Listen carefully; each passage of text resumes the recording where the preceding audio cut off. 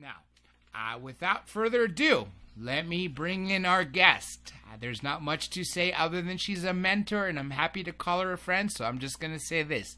Everybody, Linda is back. Linda Moulton Howe, welcome back. Well, thank you, Dr. J, and it's wonderful to know that you have had interaction with 50 countries with questions and comments. Yes, yes, and it really blows my mind. Now, here is actually a question that has been writing for quite some time, this person. This comes from Camp Hansen in Okinawa, Japan. Here's what he wrote. There is a rumor going on around us military men stationed in Japan, specifically in Okinawa. The rumor is that a naval officer spoke to you years ago about finding proof of alien existence in a vault. Can you please tell us the story, which base the vault was located in, as well as any updates? Yes, and in fact, you can go and hear this man talk to you directly. It's in a special video that I did at the bottom of my headlines page. I'm looking at it right now. January 8th, 2007, so that was 9 years ago, U.S. Navy yeoman sees extraterrestrial photos. And the story is extremely interesting because I met him here in Albuquerque. I moved here in 2004, and he contacted me in 2006 for the first time. And we met and talked, and he showed me documents and photographs. And I'm now looking at part one. U.S.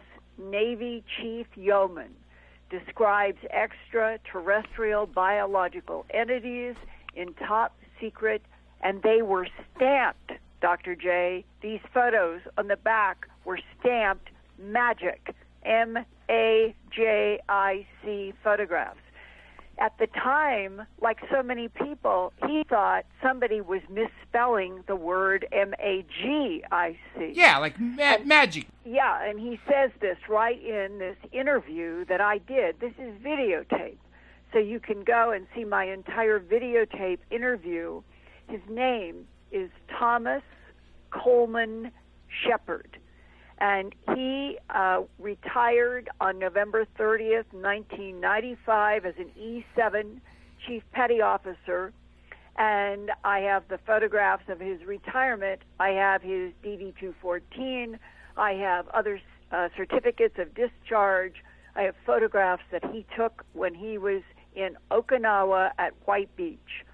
And the story began on what was then Thanksgiving night in 1976. And for those listening and the people who have asked, we are now at Thanksgiving night in 1976 at the White Beach Naval Base at the southern tip of Okinawa, Japan. And at the time, in 1976, Thomas Coleman Shepard was a seaman apprentice, and he was an apprentice to the staff of the Commander Amphibious Group 1. He was in that night, this was a holiday, and they were on a skeletal kind of crew.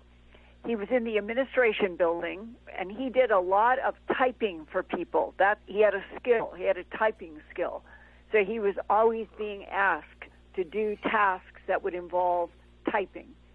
He's in the administration building with two other men. One was named Robert Toppen, T-O-P-P-E-N. The other was Craig Howard. Now, Howard was, as Thomas Coleman Shepard says, kind of one of these mechanically gifted guys. He could take apart and put together anything, extremely intelligent. And he was a bit of a wild card when it came to rules. This guy, Craig Howard, was always breaking rules, even on a military base. And that is how, that night, Howard had gotten into the vault. It was considered a highly classified vault. You had to have special clearances in order to be in the room with the vault. And And Tom Shepard is outside. He's nowhere near the vault. He's in a room where they're doing some filing and doing some work. But he hears his friend Robert Toppin yell, and he can hear Craig Howard yelling. So there's two guys that are now at the vault room, and Tom Shepard in another room is hearing them yell. That's what makes him get up, and he runs, and he sees that they are now in this vault room, and he hesitates because he's not supposed to have a clearance to go into this vault room. But Craig Howard and Toppin say, come on in. I want you to see this. So now, Thomas Coleman Shepard, the youngest one, the least experienced, he goes into this vault room. It's very small. He said there's filing cabinets and safes all lined up around the walls. In the middle of the floor is a table. And on that table that Craig Howard had, who apparently had the, at least he understood, had the clearance to be in there, has a file that is spread out on top of this big vault. And he can see photos. And he steps up. And he said, this is in the interview with me, I did not know what I was looking at. One was a photograph of a truck with what looked like an alien body in front of it on the ground, and the truck had slats going along the sides. You could tell it was in the desert. And there was an alien, it was in the truck looking out through the slats.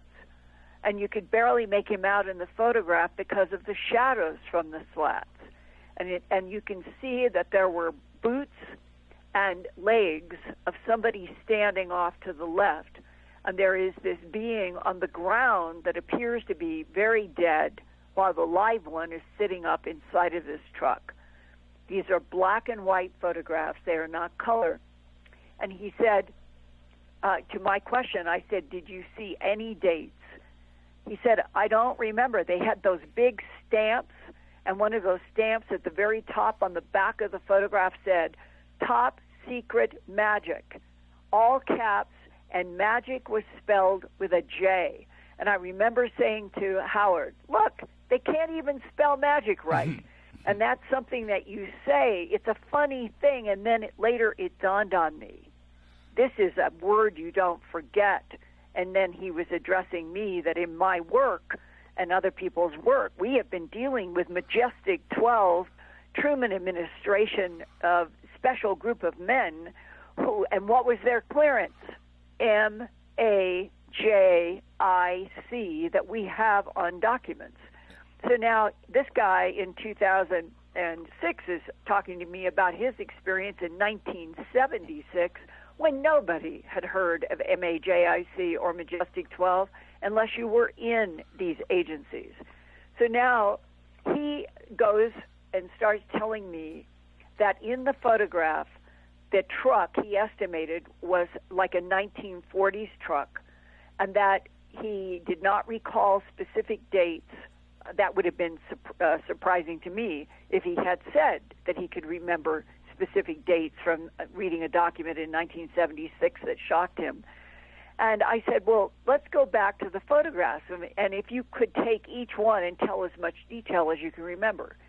So he said, well, you know the aliens they have on display in Roswell in that museum, and they got that from a movie that was made called Roswell. By Tracy Torme, right? Yeah, and if you remember that long, thin, there's not an ounce of fat, very large head, 4 fingers, 4 toes, and it's that body that they have still inside of a special diorama area at the Roswell UFO Museum in Roswell. He's saying that the beings that were in these black and white photographs in this vault in Okinawa on Thanksgiving night of 1976 look very similar. He said the shape of the head was something like a lima bean, which I totally get that. I understand. And the skinny little sort of sunken eyes, hardly any mouth, kind of a baby nose, no ears that were discernible. It was really creepy looking, and here was the kicker. He said it was obviously a reptilian creature. And I said, when you say reptilian, were you looking at scales, meaning in these photographs? He said it looked like snakeskin. You couldn't say that it was scales like big in your face, but it was bumpy.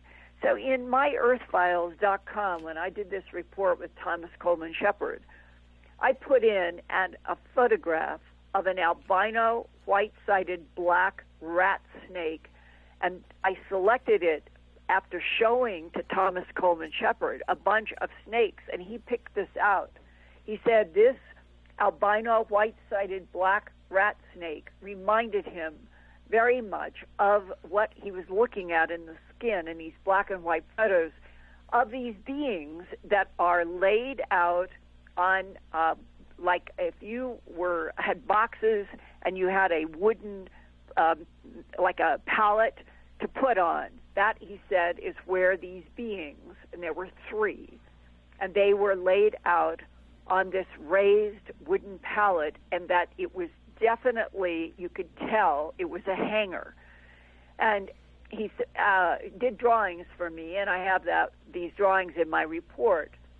And after we talked about this issue of the reptilian white snakeskin that he was seeing, I asked him if he would go to the second photograph that he remembered, and he sketched this for me. He was quite a good artist.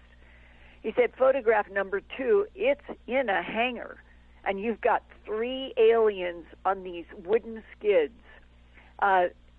They're right near a door. You could tell it's one of those old-styled hangers with the curved corners.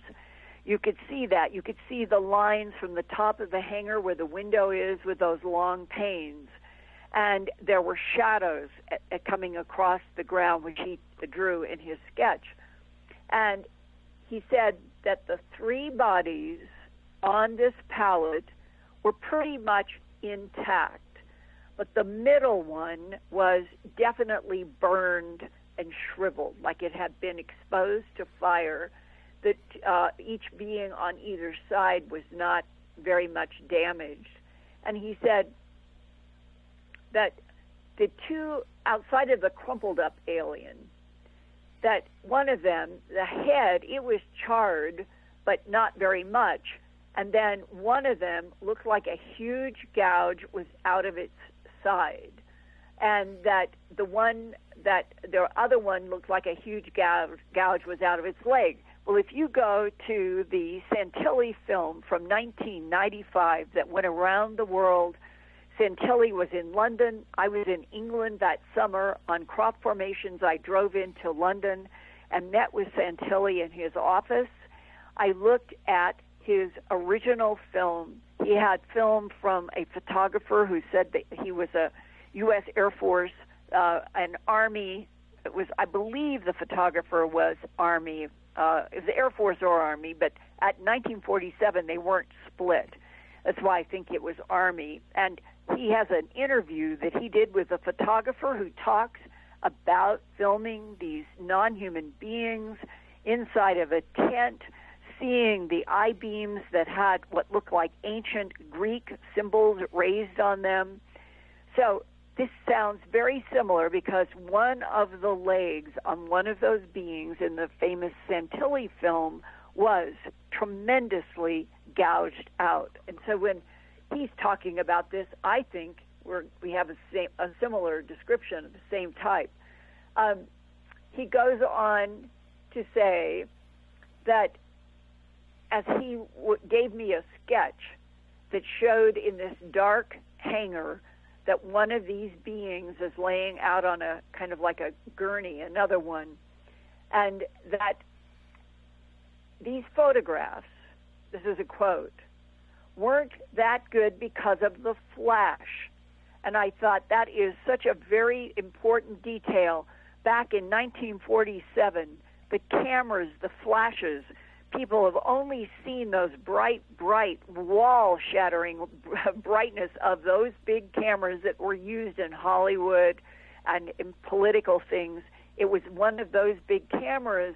So he's saying it's like it's an all-dark room and the flash has gone off, which would then drench any detail and color of the being in this photograph. And this reinforces that Thomas Coleman Shepard is talking from having seen real details. And he talks about how that he looked at a photograph that showed close up the fingers of one of these beings. And he said, quote, "The fingers were just creepy. They just sort of had a different angle to them and weird tips. If I was to say it had sort of a suction cup-looking tip, that would be the best description. I know that kind of throws people off, but you'd have to see it." And he drew it.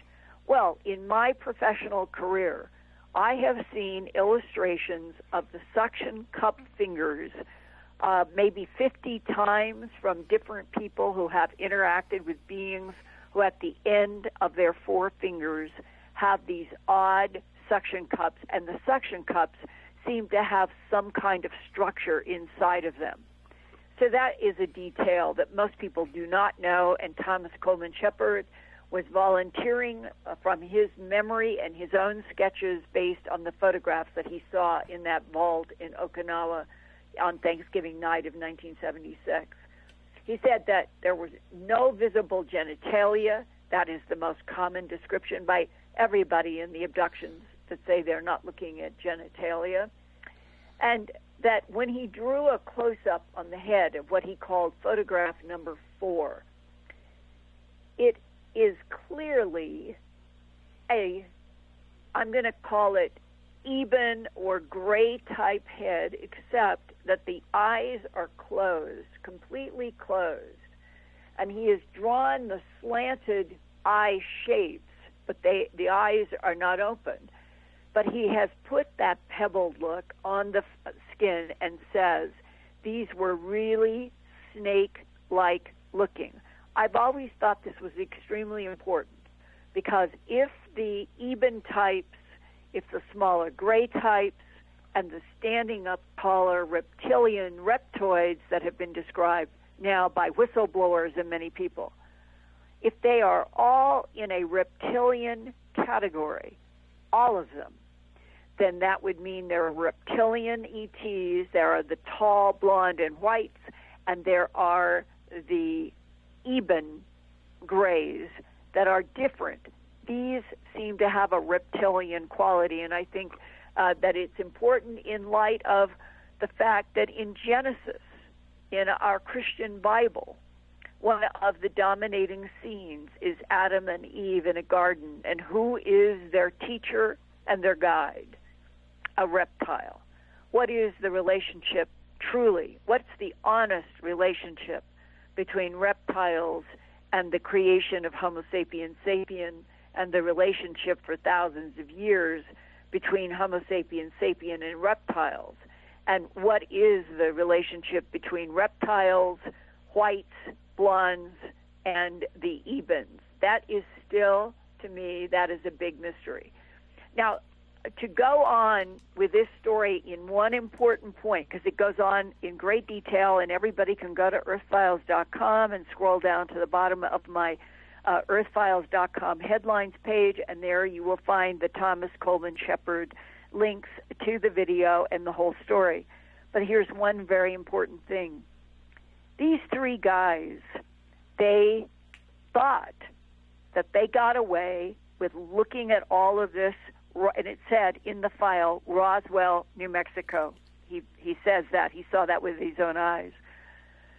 And that the three men are talking about they're dealing with real extraterrestrials, and one of the questions hanging out there is, are these photographs and this file from July of 1947 stamped magic? Why are they in Okinawa at the White Sands Naval Air Base in that vault? Why are they there? We don't have a simple answer to that question, except that I have heard the similar thing in Saigon, Vietnam. I talked with a man who on the third floor of a building in Da Nang that was being used by the CIA, and he saw with his own eyes very similar photos of beings. The hangar, the whole file was labeled Roswell. And it may be, this is speculation, that at various war sites around the world since 1947, that we are dealing with non-humans that for reasons that are not entirely clear, they operate in the context of war zones, perhaps to collect genetic material that nobody will perceive in the context of war, or whatever is their reason. And that may be why some of the agencies and highly classified military files would have histories, so that if something does happen with ETs or an alien presence, they then have a file that they can pull out of a file drawer for higher authorities to look at, read, study, and then make decisions about what to do. I'm just telling you those are the facts of that night. Now, here is what happens 48 hours later. This was Thanksgiving night. 48 hours go by, and these three guys think they have been in and out of that classified vault, and nobody knows, and everything is fine, and it is their big secret. But 48 hours later, all three get called on the carpet at one of the authorities at the naval base, and they are really read the Riot Act. Interesting. Thomas Coleman Shepard says he was a friend with this boss, and the boss treated him, because he was a young man then, treated him sort of like a son, the way some people in authority, they will like and take under their wing certain young people, and that was what was happening between Thomas Coleman Shepard and the head of this particular division in Okinawa. And that man let Thomas Coleman Shepard know that if there was anybody else standing in front of him, he could have been court-martialed and put in prison. It was that serious. And he said, what I'm going to do, and came up with some plan so that Thomas Coleman Shepard was not going to have any horrible punishment. And all three ended up not having to go to jail or something, but they knew that extraterrestrials, Roswell, what they had seen in that vault was classified at a level that it would bring down on their heads the kind of screaming, vituperative words that came from the head of this particular military division. Well, 1 month after that, that same authority, the military authority, comes to all three men and says, you're going with me to the dentist. All three men get in with this authority. They drive to a dentist, somebody that is associated and doing work for the military. All three, without any will, they have no choice. This is an order. They are drills go into their teeth. There's no explanation. They leave the dentist's office, and all three were convinced that they had had implants of some kind of a transponder or a receiver sender, something. They all thought that. The three men are then split up, which often happens in military situations having to do with ETs and UFOs. They all are sent off to different places. The story is even more complex, ends up with Thomas Coleman Shepard having a discussion with a 4-star general in Virginia in the early 90s who knows that he was in that vault. The 4-star general at Space Command specifically asks to see Thomas Coleman Shepard and does a grilling about what were the photographs, what were the documents, everything that Thomas Coleman Shepard in 76, 20 years before, had seen. The 4-star in Space Command in Virginia wants every detail. And at point, and all this is in the videotape that I did that's at earthfiles.com, and you can see it. And there is this very interesting exchange where Thomas Coleman Shepard is given a correction. He talks about the aliens in the photographs and the documents. And the four-star general says, we don't call them aliens. We call them EBENs. It stands for extraterrestrial biological entities. And Thomas Coleman Shepard said, God, you cannot imagine, Linda, how weird that was to have been trying to cover up this story ever since Okinawa and all of the stuff that went down in 1976. And now I'm in Virginia, and I'm in the Navy, and I have a four-star general with Space Command who has ordered me to his office and asked me about what I saw. And when I use the word aliens, he's correcting me with a phrase, extraterrestrial biological entities.